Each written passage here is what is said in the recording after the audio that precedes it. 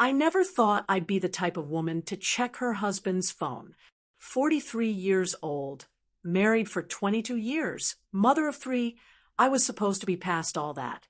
But there I was, standing in our bathroom at 2 in the morning with Terrence's phone in my hand, my heart beating so loud I could hear it in my ears. Let me tell you something. When you find out your husband is cheating, it's not like in the movies.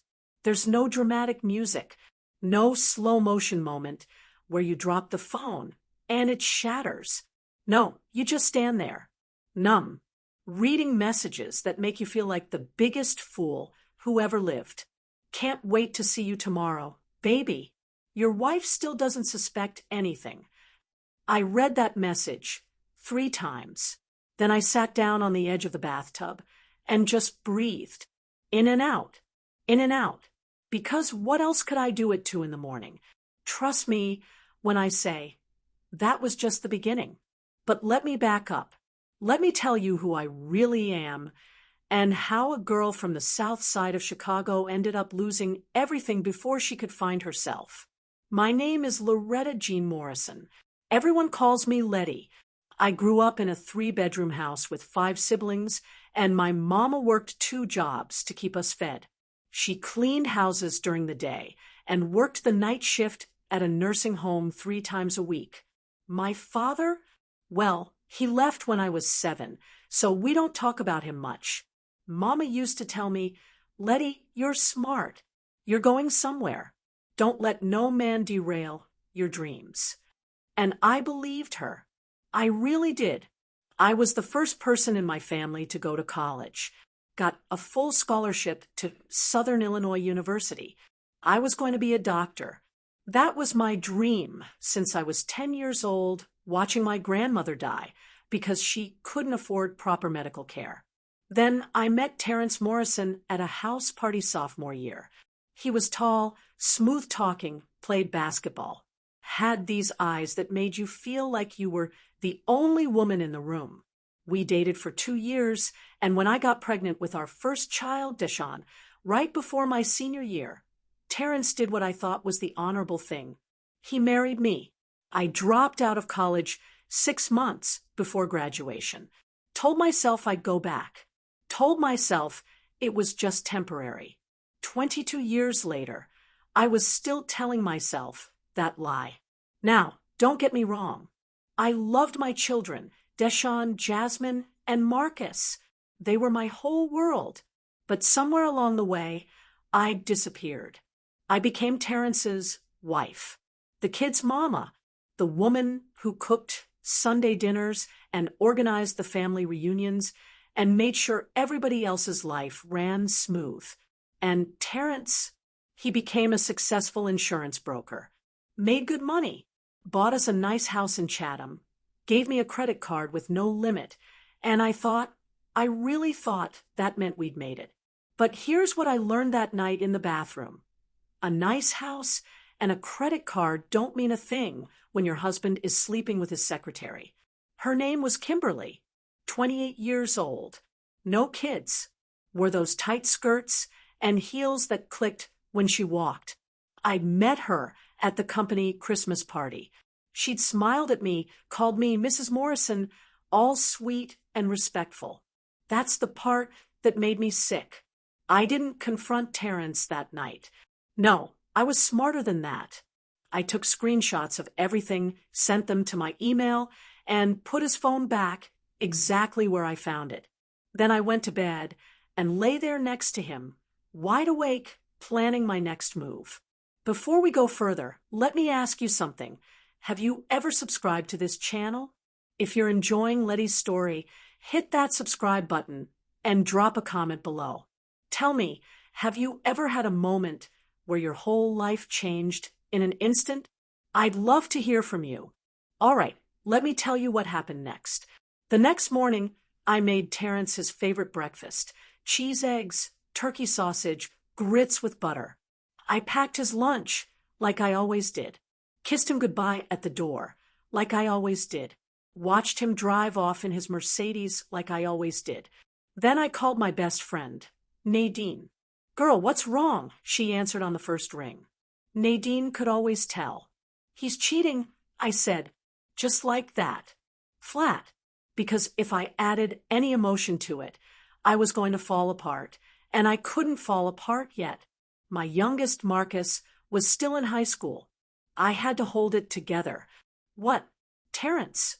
Are you sure? I saw the messages, Dean. All of them. It's his secretary. There was a long pause. Then Nadine said something I'll never forget. What are you going to do, Letty? And I realized I didn't know. For 22 years, I'd been Mrs. Morrison. Who was I without that? I started watching him after that. Really watching him. All those late nights at the office he'd been complaining about for the past year? Lies. All those business trips to Atlanta and Dallas? More lies. The man I'd given up everything for had been lying to my face for God knows how long, and I'd been too busy taking care of everybody else to notice. It took me 2 weeks to gather all the evidence I needed. Bank statements showing cash withdrawals I couldn't account for. Credit card charges at hotels and restaurants I'd never been to. More text messages, more emails. And then I found the real kicker. He'd taken out a loan against our house, and I didn't even know about it. $75,000. Gone.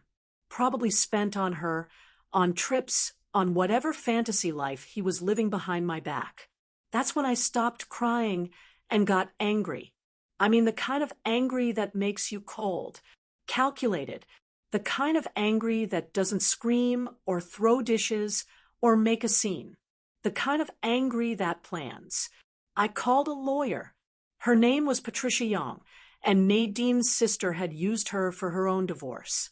Patricia was no-nonsense, sharp as a tack, and she didn't waste time on sympathy.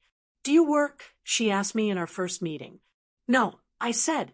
I've been a homemaker for 22 years. I see that here.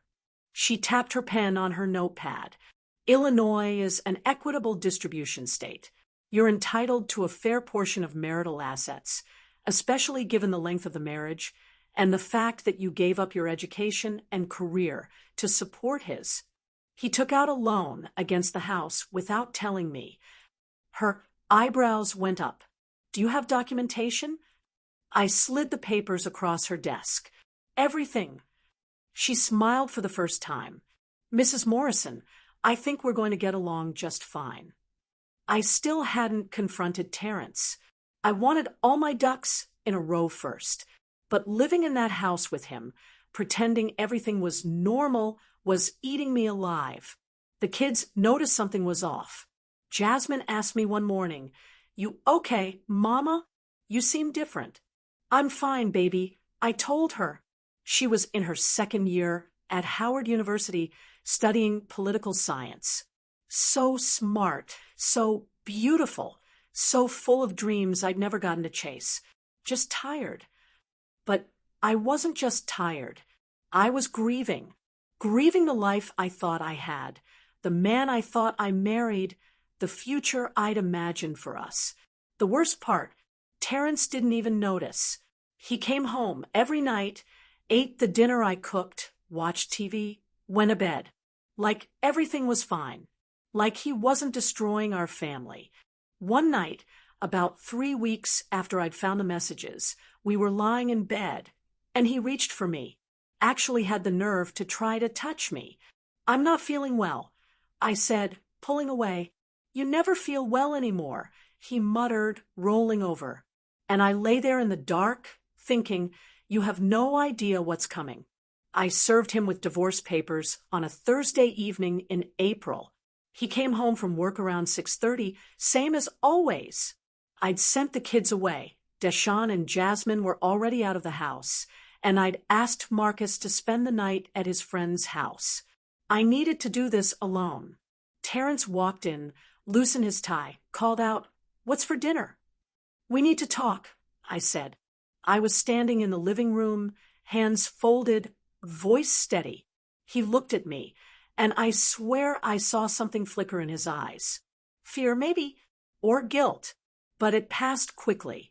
About what? I handed him the manila envelope. He opened it slowly, pulled out the papers, and I watched his face change as he read. Confusion, then understanding, then anger. What the hell is this, Loretta? What does it look like? My voice was calm. Cold, even. I'm divorcing you. Over what? What did I do? And that right there, made me laugh. Actually laugh. Because the audacity of this man to stand in our living room and pretend he didn't know. Kimberly, I said, just her name. That's all I needed to say. His face went pale. Letty, I can explain. Don't. I held up my hand. Don't you dare insult me by trying to explain. I've seen everything, Terrence. The messages, the bank statements, the hotel receipts. I know about the loan you took out against our house. I know everything. He started pacing, running his hands over his face. It's not what you think. It's exactly what I think. You've been sleeping with your secretary for over a year. You've been stealing from our family to fund your little affair. And you've been lying to my face every single day. I made a mistake, he said, and now his voice was pleading. Baby, I made a mistake, but we can fix this. We've been together for over 20 years. You can't just throw that away. I'm not throwing anything away, I said. You already did that.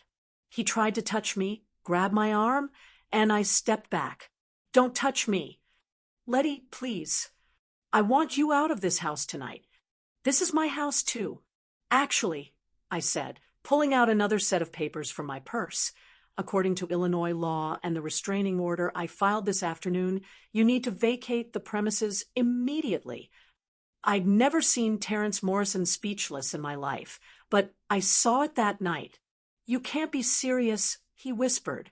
I've never been more serious about anything. Your bags are already packed. They're by the door. He looked at me like he didn't know me, and maybe he didn't. Maybe I didn't know myself until that moment. The kids are going to hate you for this, he said, and now there was venom in his voice. The kids, I said slowly, are going to know the truth about what kind of man their father is. He grabbed his bags and left, slammed the door, so hard the pictures on the wall shook, and I stood there in that empty house, in the silence that followed, and I cried. Not because I wanted him back, but because 22 years of my life had just walked out that door, and I had no idea what came next. Okay, let me pause here for a second. If you're still with me, if Letty's story is resonating with you, do me a favor and hit that like button. Drop a comment and let me know, have you ever had to rebuild your life from scratch? Because that's exactly what she had to do.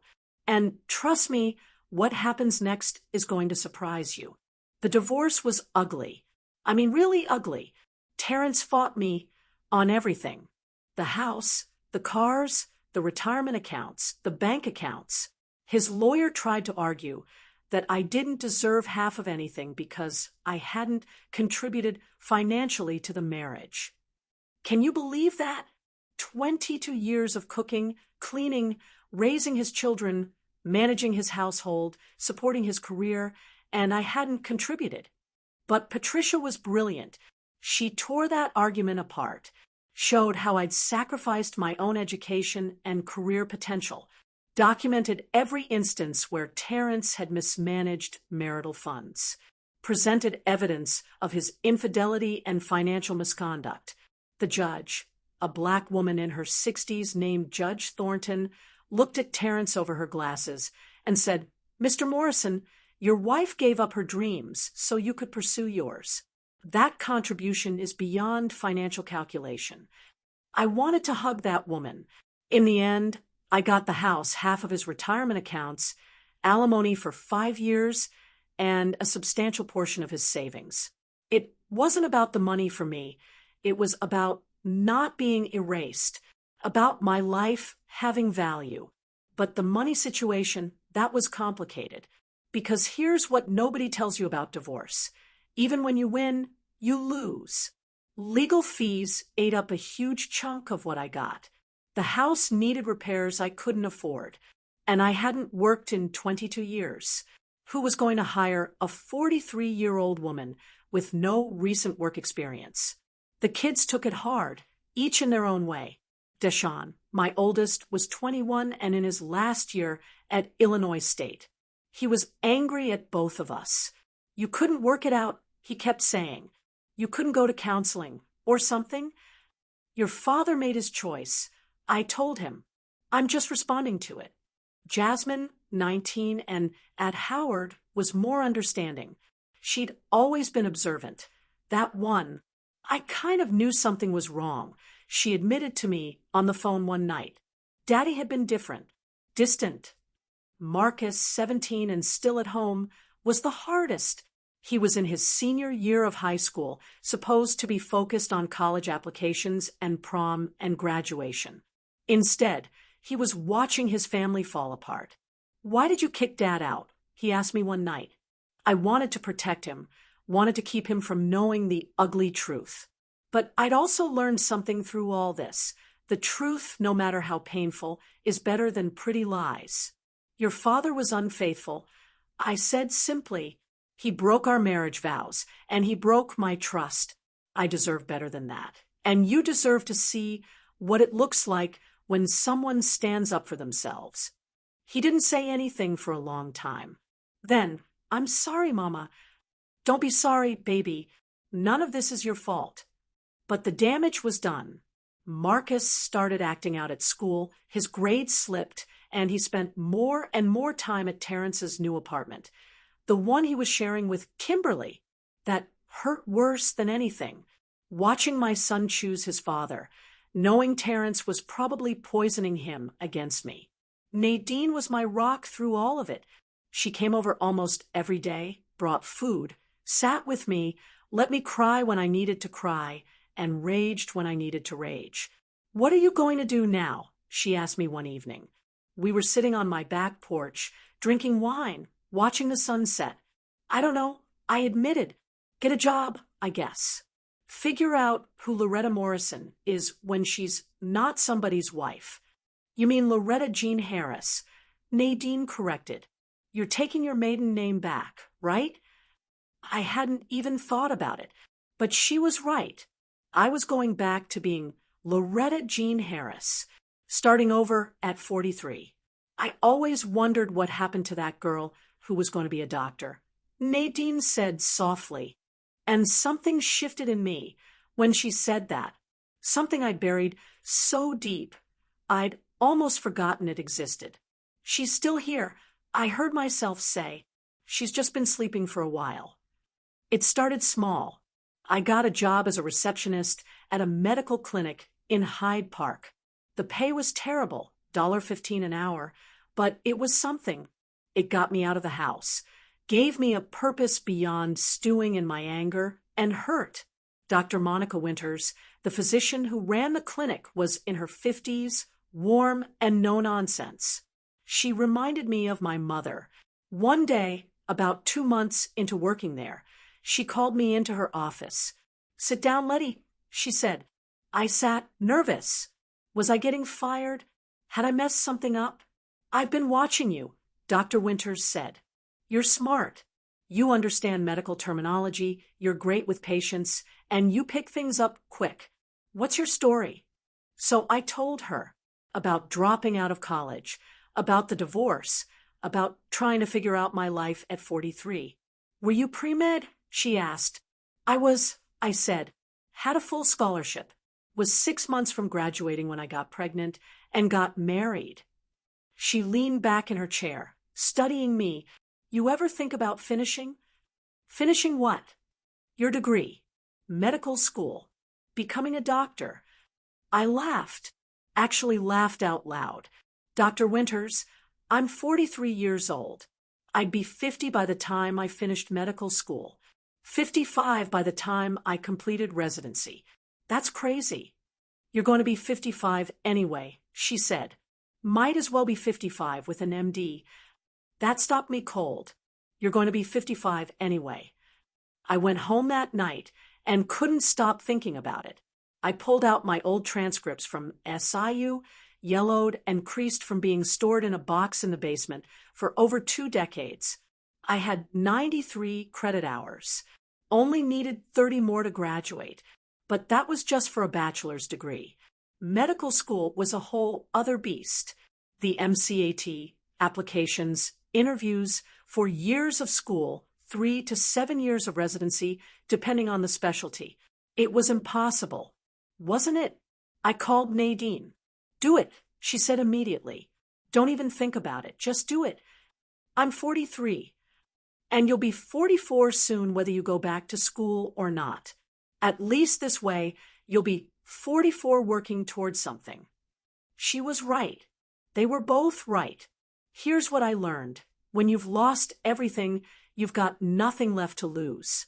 And that's the most dangerous, powerful position you can be in. I enrolled at the University of Illinois at Chicago to finish my bachelor's degree, took out student loans, worked part-time at the clinic, studied in every spare moment I had. Marcus was still living at home, still angry, still distant, but I showed up anyway, as his mother, as a student, as myself. It took me 2 years to finish my bachelor's degree in biology. I walked across that stage at 45 years old, and my children were there, all 3 of them, even Deshawn, who'd been so angry, even Marcus, who was now in his sophomore year at Northern Illinois University. I cried when they called my name, cried because I'd finally done it, 22 years late, but I'd done it. Dr. Winters gave me a raise and more responsibilities at the clinic. I started working as a medical assistant, learning everything I could, soaking up knowledge like I was starving for it. And maybe I was, starving for purpose, for identity, for something that was mine and mine alone. But getting into medical school, that was another mountain entirely. I took the MCAT 3 months after graduating with my bachelor's degree, studied for 6 months straight, worked with a tutor I could barely afford, took practice tests until I could recite them in my sleep. I scored in the 89th percentile, not the highest, but competitive, especially combined with my life experience and my story. I applied to 10 medical schools, got rejected from 8 of them immediately, but the University of Illinois College of Medicine offered me an interview. I bought a new suit, my first professional suit in over 20 years, and walked into that interview room terrified and determined in equal measure. There were 3 interviewers, 2 physicians, and 1 admissions counselor. They were all younger than me. Ms. Harris. One of them said, looking at my file, "You're 46 years old. Help us understand why you want to pursue medicine at this stage of your life." And I told them the truth. I gave up my dreams once for someone else. I said, I'm not making that mistake again. I'm not going to be 80 years old looking back on my life, wondering what if. Yes, I'm older than your typical applicant, but I have life experience they don't have. I've raised 3 children. I've survived a devastating divorce. I've rebuilt my entire life from nothing. If I can do that, I can handle whatever medical school throws at me. Medical school is incredibly demanding, another interviewer said. The average student is in their early 20s, and many of them struggle. How do you plan to keep up? With all due respect, I said, I've been up at 3 in the morning with a sick child while managing a household and supporting my husband's career.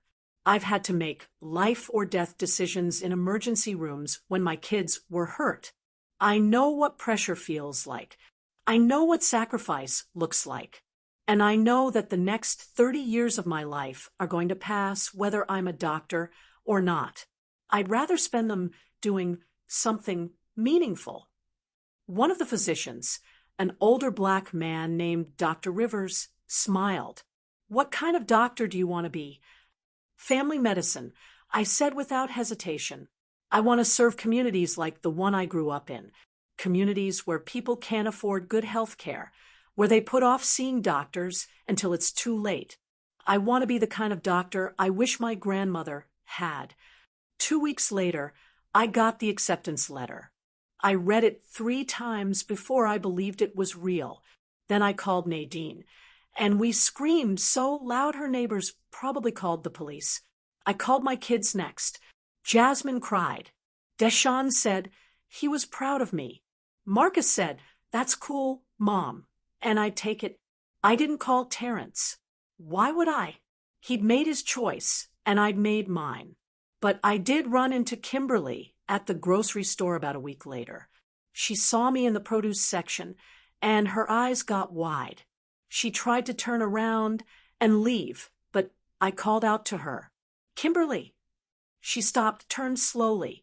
"Mrs. Morrison, Miss Harris, I don't want to have a conversation," I said calmly.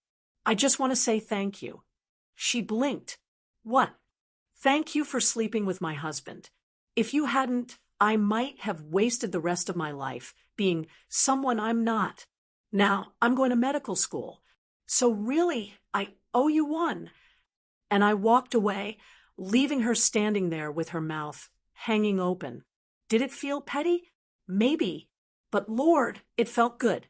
Before we continue with what happened in medical school, let me ask you to do something. If you're enjoying Letty's journey, if her story is touching you or inspiring you or making you think about your own life, please hit that subscribe button. Leave a comment telling me what part of her story resonates with you the most. Your engagement helps this channel grow, and it helps me bring you more stories like this one. Thank you. Now, let me tell you about the hardest 4 years of my life. Medical school is designed to break you. I don't care how smart you are, how prepared you think you are, it will find your weakness and exploit it. For me, the weakness was obvious. I was 25 years older than most of my classmates. The first day of orientation, I walked into a room full of bright-eyed 22-year-olds who looked at me like I was someone's mother who'd wandered into the wrong building, which technically I was someone's mother. But I was also their classmate. A young woman with blonde hair and perfect skin sat down next to me. "Are you a professor?" she asked, friendly enough. "No," I said, "first-year student, just like you." Her eyebrows went up, but to her credit, she smiled. "That's amazing. I'm Bethany." "Letty," I said, and we shook hands. Not everyone was as kind as Bethany. There were whispers, stares, a few outright comments about non-traditional students and taking spots from younger applicants. I ignored them. I'd survived worse than petty 20-year-olds. The coursework was brutal. Anatomy, physiology, biochemistry, pharmacology, all at once moving at a pace that felt impossible. We had exams every week, sometimes multiple exams. I studied until 2, 3 in the morning, then got up at 6 to do it all over again. Marcus had moved out by then, living in a dorm at NIU. The house was empty except for me and my textbooks, and my terror that I'd made a terrible mistake. There were times I wanted to quit, times I sat in my car in the parking lot and cried because I'd failed another exam, because I couldn't remember the Krebs cycle no matter how many times I drew it out, because my back hurt from sitting at a desk for 12 hours straight. But then I'd think about Terrence, probably sitting in his nice apartment with Kimberly, probably telling people his ex-wife had lost her mind trying to become a doctor at her age. And I'd go back inside and study harder. Dr. Winters checked in on me regularly. "How you holding up?" she'd ask. "Barely," I'd admit. "That means you're doing it right." She'd say, "If it were easy, everyone would be a doctor." My second year was when I almost actually broke. Clinical rotations started. And suddenly, I wasn't just memorizing information, I was applying it to real patients, with real lives hanging in the balance. I remember my first patient death. A 67-year-old man came in with chest pain. We ran all the tests, did everything by the book, but he arrested anyway. We couldn't get him back. I cried in the bathroom for 20 minutes afterward. Not because I'd done anything wrong. I hadn't. But because I realized the weight of what I'd signed up for. Life and death, every single day. One of the residents, a woman named Dr. Chun, found me in there. "First one?" she asked. I nodded, wiping my face. "It doesn't get easier," she said. "You just get stronger." And she was right. Year 3 was trauma surgery, internal medicine, pediatrics, OBGYN. I delivered my first baby at 48 years old, and when that mama looked at me and said, "Thank you," with tears in her eyes, I knew this was what I was meant to do. But it wasn't all beautiful moments. Medical school also showed me the worst of healthcare, the insurance companies denying necessary treatments, the patients who couldn't afford their medications, the systemic racism that led to Black women like me being undertreated and dismissed. I saw myself in those patients. I saw my mother, my grandmother, my aunties. And I swore I'd be different. I'd be the kind of doctor who listened, who cared, who fought for her patients. By year 4, I was at the top of my class. Not because I was smarter than everyone else, but because I'd lived more. I understood patients, not just as cases, but as people with jobs and families and fears and dreams. During my family medicine rotation, I worked with an attending named Dr. Okonkwo. He was Nigerian, in his 60s, and brilliant. He pulled me aside one day and said, "You have a gift, Letty. You connect with patients in a way I rarely see. Don't lose that." I matched into a family medicine residency program at Cook County Hospital. 3 years of residency. Then I'd finally be a doctor. A real doctor. I was 50 years old, and I was just beginning. Residency made medical school look like summer camp. 80-hour weeks, overnight call shifts, endless patients, impossible decisions. I was exhausted all the time, running on coffee and adrenaline and sheer stubbornness. But I loved it. God help me. I loved every minute of it. Cook County Hospital served the South Side, my neighborhood, my people. The patients looked like me, talked like me, came from where I came from. They trusted me in a way they didn't always trust the younger, whiter doctors. You understand, one of my patients, Miss Dorothy, told me she was 73, diabetic, hypertensive, barely scraping by on Social Security. You get it. You're not just trying to rush me out the door. I spent an extra 20 minutes with her that day, adjusting her medications, teaching her about diet and exercise, connecting her with a social worker who could help her afford her prescriptions. That's what being a doctor meant to me. Not just treating diseases, but treating people. My children were all adults now, living their own lives. Deshawn was married with a baby on the way. Jasmine was in law school at Northwestern. Marcus was finishing his degree in engineering at NIU. They were proud of me. I could see it, even when they didn't say it outright. Especially Marcus, who'd been so angry during the divorce. He came to visit me during one of my rare days off. "I'm sorry, Mom," he said out of nowhere. We were sitting on the porch, same place I'd sat with Nadine all those years ago. "For what, baby?" "For taking Dad's side. For being mad at you. You were right. He was wrong. And you're the strongest person I know." I cried. Right there on the porch, I cried and hugged my son. "You don't have to apologize," I told him. "You were processing things the only way you knew how. I never stopped loving you, not for 1 second." Terrence, meanwhile, had married Kimberly. The marriage lasted 3 years before she left him for someone else. I heard about it through the grapevine, and I won't lie, I smiled. What goes around comes around, doesn't it? He tried to reach out to me once during my residency.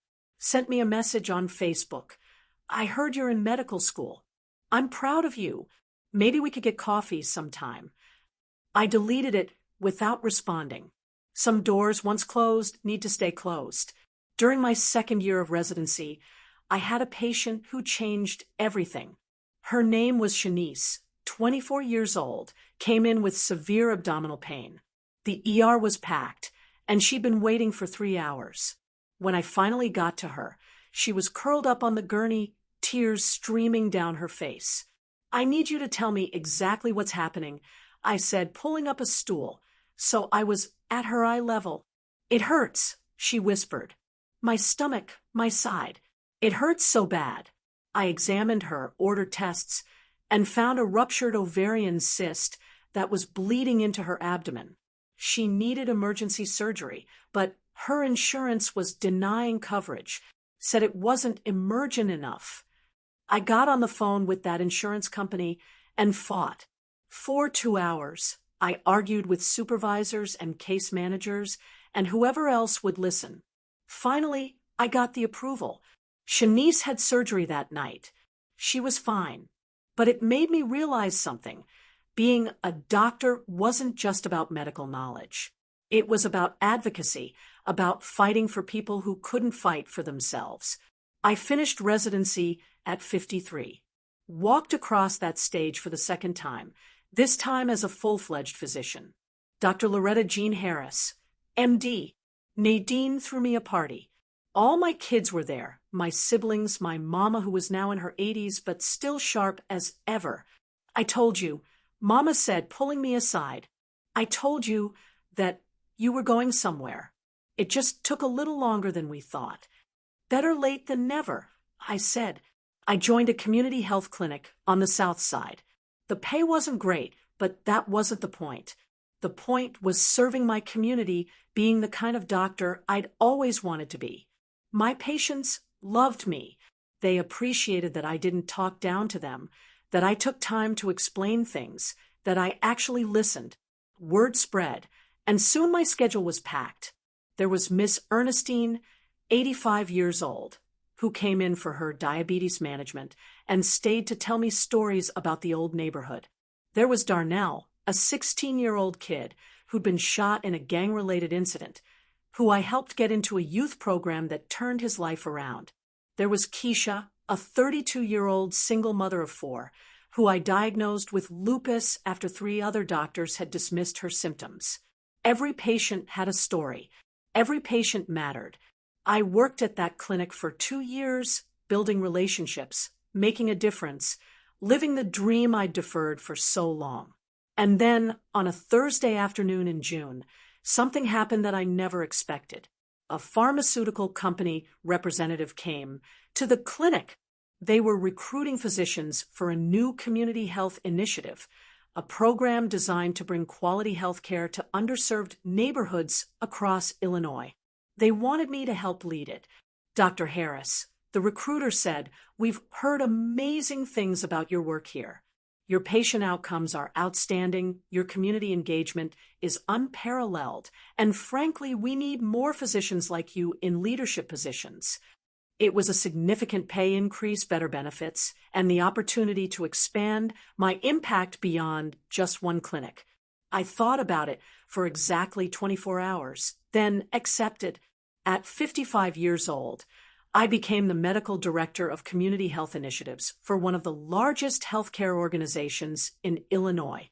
Let me tell you something about success. It's sweeter when you've tasted failure. Standing in my office, my actual office with my name on the door, I sometimes still couldn't believe it was real. Dr. Loretta Jean Harris, medical director. The girl from the South Side who dropped out of college, who'd lost everything in a divorce, who'd been told she was too old to start over. That girl was now in charge of healthcare programs, serving over 50,000 patients across Chicago. I hired Dr. Winters as a consultant. She was semi-retired by then, but I wanted her wisdom, her experience. She'd been one of the first people to believe I could do this. "You did it," she said when I showed her the office. "You actually did it." "We did it," I corrected. "I couldn't have done this without you." The program expanded rapidly. We opened 3 new clinics in underserved neighborhoods. We implemented sliding scale payment systems, so cost was never a barrier to care. We hired diverse staff who reflected the communities we served. We trained medical students and residents, showing them what patient-centered care really looked like. And we made a difference. Real, measurable difference. Infant mortality rates dropped. Diabetes management improved. More people had access to preventive care. One day, I was giving a presentation at a medical conference about our program. The room was packed, physicians, administrators, policymakers. And there, in the third row, was someone I never expected to see. Terrence. Our eyes met, and I saw something in his face I'd never seen before. Regret. Real, genuine regret. After the presentation, he approached me. He'd aged, grayer, heavier, with lines around his eyes that hadn't been there before. Letty, he said, that was incredible. What you've built, what you're doing, it's amazing. Thank you, I said politely but coolly. I made a mistake, he said, the biggest mistake of my life. I should have supported you, should have encouraged you to finish school back then instead of convincing me to give up my dreams for yours. I finished. He flinched. Yes. You're right, I said. You did make a mistake. But honestly, Terrence, I'm grateful. Grateful? If you hadn't done what you did, I might have spent the rest of my life as your wife, wondering what I could have been. You set me free, even if you didn't mean to. So thank you. I walked away before he could respond, because I meant what I said. I didn't hate him anymore. I didn't love him anymore. I just didn't care. He was part of my past, but he had no place in my present or my future. My kids threw me a birthday party for my 55th birthday.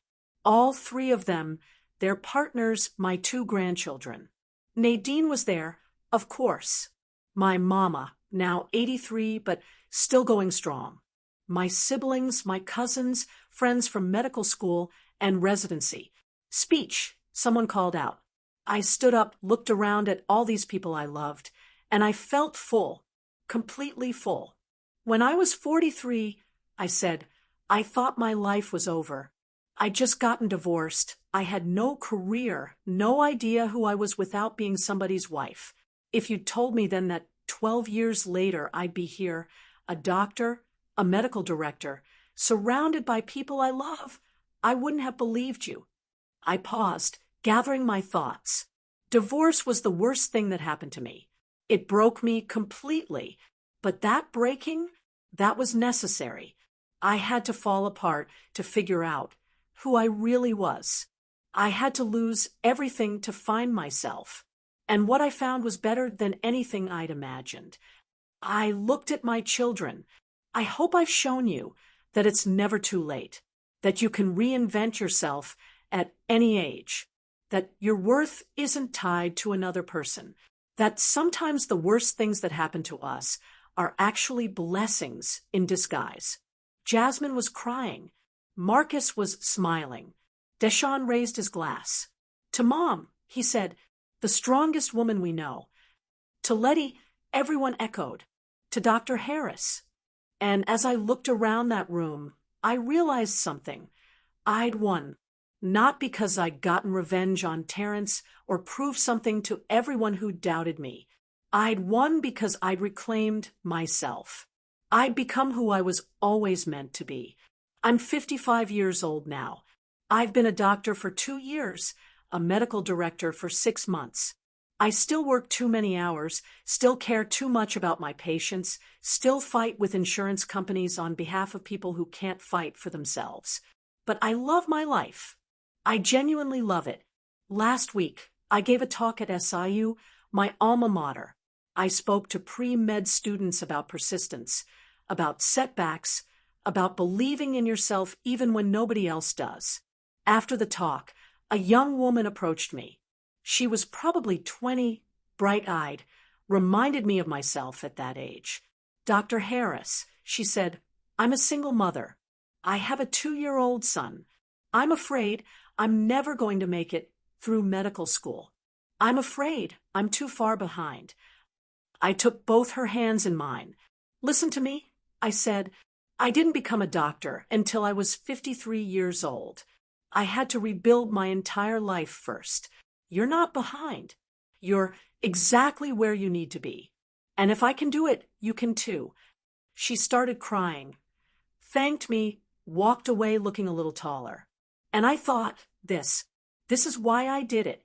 Not just for me, but for every woman who thinks it's too late, who thinks she's missed her chance, who thinks she has to give up her dreams for someone else. It's never too late. I'm dating now, believe it or not. His name is Vincent. He's a high school principal, and he treats me like I'm precious. We take things slow, enjoy each other's company, and I'm in no rush. I've learned that I don't need a man to complete me. I'm already whole. My mama told me something the other day. She said, "Letty, I'm proud of you. But more than that, I'm proud of the woman you became after everything fell apart. That's who you really are. Not the girl who had dreams, but the woman who went back for them." She's right. Divorce was the worst thing that happened to me until it became the best.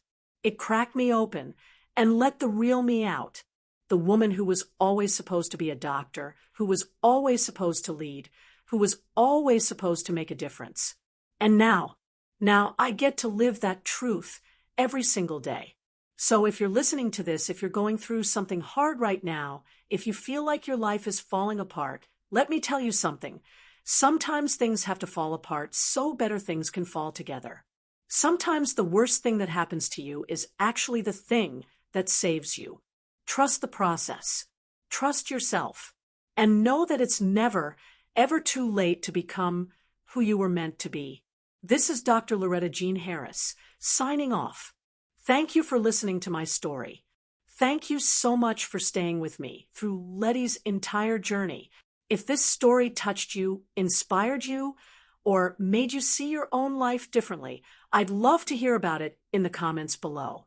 Share your story, your struggles, your victories. We're all in this together. Don't forget to subscribe to this channel for more stories like this one. Real stories about real people overcoming real challenges. Hit that like button if you enjoyed this, and share it with someone who needs to hear it. Remember, it's never too late to start over. It's never too late to chase your dreams. And you're stronger than you think you are. Until next time, keep pushing forward. Keep believing in yourself. And keep showing up even when it's hard. Especially when it's hard. Take care, and I'll see you in the next story.